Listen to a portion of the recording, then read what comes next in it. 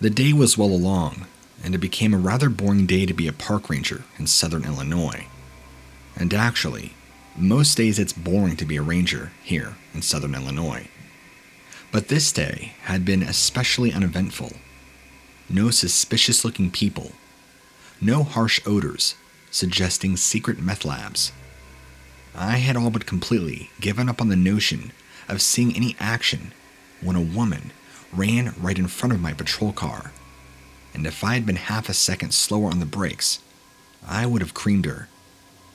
I was out of that car in an instant, asking her what was going on. She was in complete hysterics, and almost could not even communicate in complete sentences. I was able to piece together that she was running from somebody and that they were close on her heels. I could also make out the words that he was trying to kill her. So I drew my pistol and turned to face the direction she was pointing at. There was nobody. I looked at her, shrugged my shoulders, expecting some kind of joke. She pointed and yelled even more frantically, telling me to turn around and stop him. He was right there. I looked again, and there was nobody. She panicked and ran off, leaving me standing and staring. I waited for somebody to run by, but nothing happened. About 2 hours goes by, and my walkie-talkie crackles. It was the chief. He told me to come to the central lodge right away and be ready to answer some very uncomfortable questions and explain myself. I knew better than to question him over the walkie. I made the journey to the appointed destination, wondering what I could have possibly done wrong. Other than that crazy lady, nothing else had happened.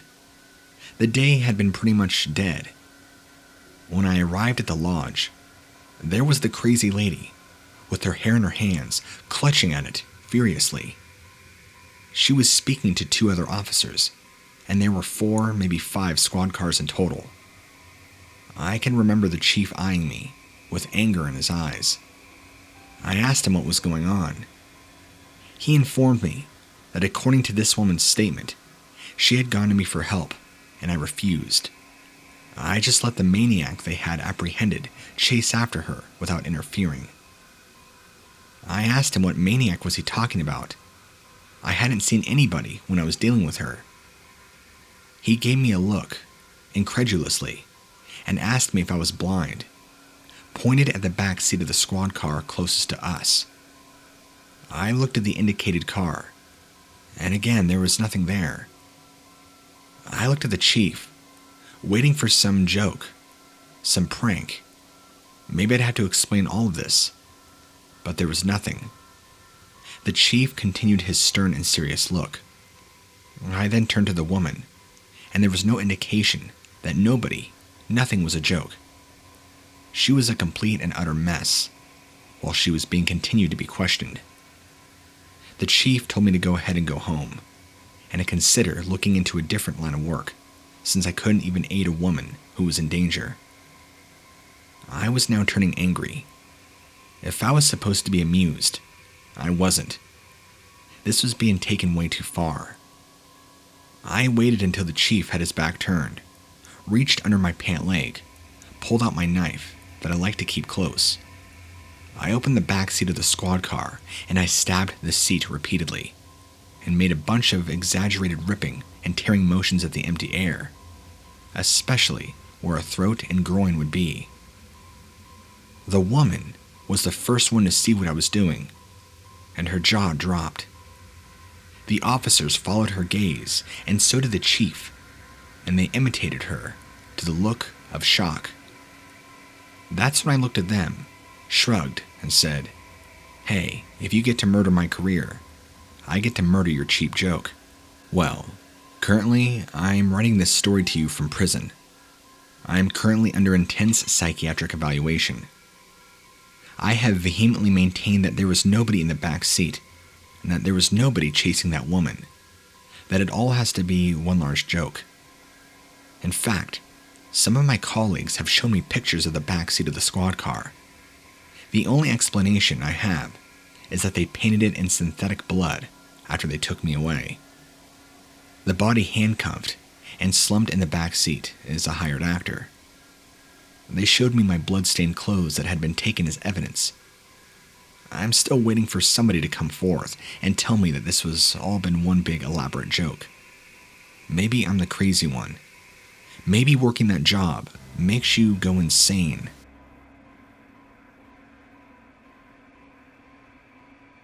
I was busy getting into my car to start a new day of the glorious obscurity that is being a ranger. This is when I saw something that had been placed directly under my windshield.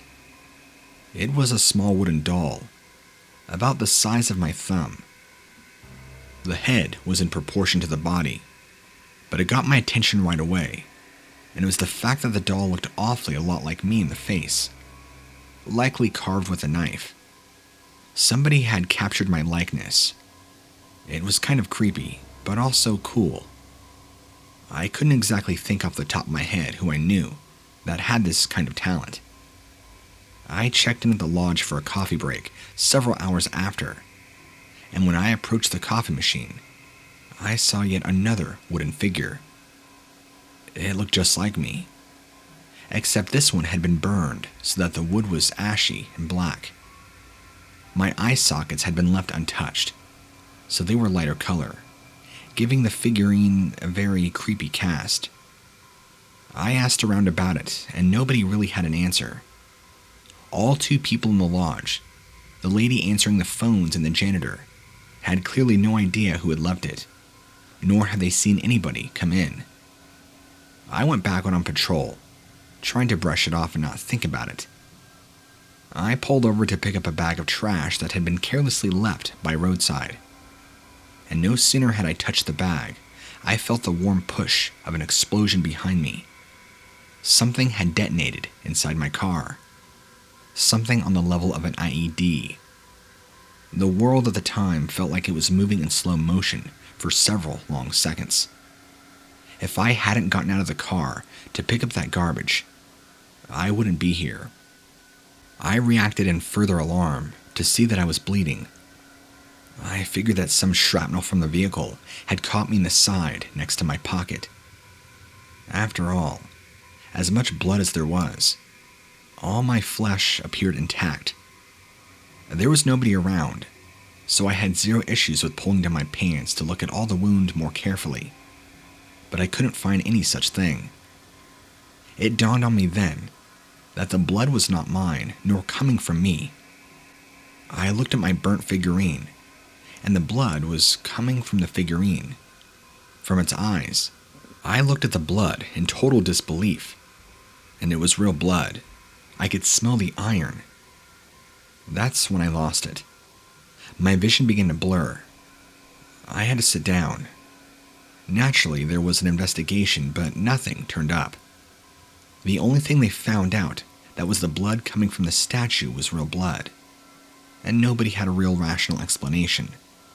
To this day, I do not know if those figurines were a warning or a threat, but the way I see it, it was blind luck that I got out of my vehicle to get that trash. I find myself fighting back heart palpitations every time I get in my car now. I might be retiring soon, as I need a safer place and a much safer career.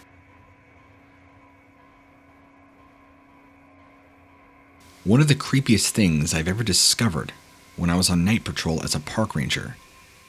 We had upped our nighttime security because, unfortunately, we had a large uptick of suicide.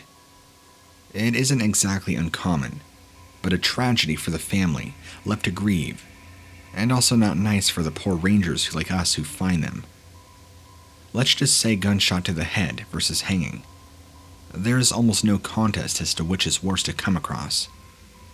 Anyway, after having had 3 within as many as a few months, we were trying to do more to make sure nobody was hanging about the park. There was a campsite, but that was only a slightly different part, and we weren't allowing any single campers or alcohol on site, just to try and help.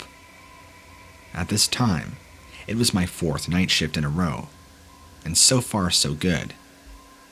Nights aren't my favorite shift to pull, but the bosses were offering a bonus for anybody who could pull a double.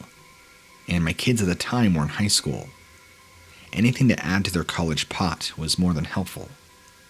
So, there I am, 4 a.m., wandering through the trees with my flashlight, trying to make sure no one had hidden in there, and yet there was nobody with a gun to their head. You had to maintain a little humor about it, or you'd simply go crazy. That was when I heard the noise. The noise we all dread more than the bang of a gun. The creaking of a tree. The swooshing of a body hanging from a tree. I called out, shining my light all around, trying to locate where they were. I knew that sound all too familiar. It seemed to be coming from all around, but the force can do that. Almost like it's trying to disorientate you. There was no answer. Not that I was expecting one, so I just stood still, listening very intently for that creaking or swooshing sound again. Then it was everywhere. I heard the usual accompanying noise, the gurgling as a person with a rope around their neck slowly chokes. I'm panicking, realizing they're still alive. The fall hadn't broken their neck, and that means if I can find them, I could save them. But it sounds like there are 10, 20 of them, all in the trees around me, choking. And I can't see anybody. A chorus of dying people around me. I'm running in and out of trees, so I end up radioing for help, and some of my colleagues come in the Jeep and power up a big, powerful spotlight, searching and illuminating the entire area. But nothing. Then my supervisor arrives. He takes us out to a tree, just out of sight, but well within hearing range. Had somebody actually been there? He shines his light, and I could just barely make out the marks on the branch from where a rope had been tied. Turns out that was the exact spot of the suicide from last month. A particular suicide, by the way, which had been very grisly, as the coroner said it had taken the guy ages to choke to death. There was definitely nobody there. So what exactly did I hear?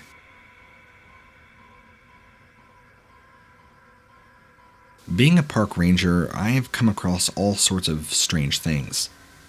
Up until now, the weirdest sight had been a pile of skulls, all built up like some sort of totem pole. Thankfully, they were all animal, but the weird part was that the location they were found in was meant to be out of bounds to hikers. Of course, the likely answer was that it was somebody trespassing and pulling a prank. But there were no footprints of tracks, and they were piled up around 6 foot. Anyway, the thing I came across the other day was even stranger and scarier. It was again in an area which we kept out of bounds for anybody other than rangers. There are some incredibly dangerous ravines, and we have a storage area for some of the logging equipment, so you don't want your average Joe wandering about over there. In fact, one of the loggers was moaning that for the last week or so, whenever he went down there, his stuff kept getting moved. We were all convinced that one of the rangers or the other guys was just messing with him, but nobody would own up to it. I thought I'd mosey on down there and take a look. There was apparent heavy rain for the last 2 days. Nobody had been there. When I got there, I could clearly see some of the tools that had apparently been put away were now scattered all over the ground. I moved around the back of the cabin, carefully down towards where the ravine is. It was terribly muddy and slippery. I had to be careful.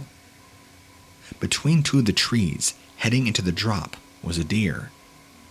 It had been strung up, stretched between the trees. Its body cracked open, so you could see every exposed rib, an empty carcass as it seemed like all the organs had been carefully removed. There was blood all over the ground, but no innards. I called the guys down, and we looked at it.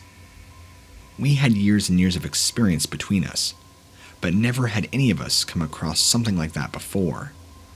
Fair enough. The rain would have likely washed away any tracks, but there was literally no evidence of anything having been there, except an empty carcass. We were speechless, and I still have no idea to this day What did that? And why?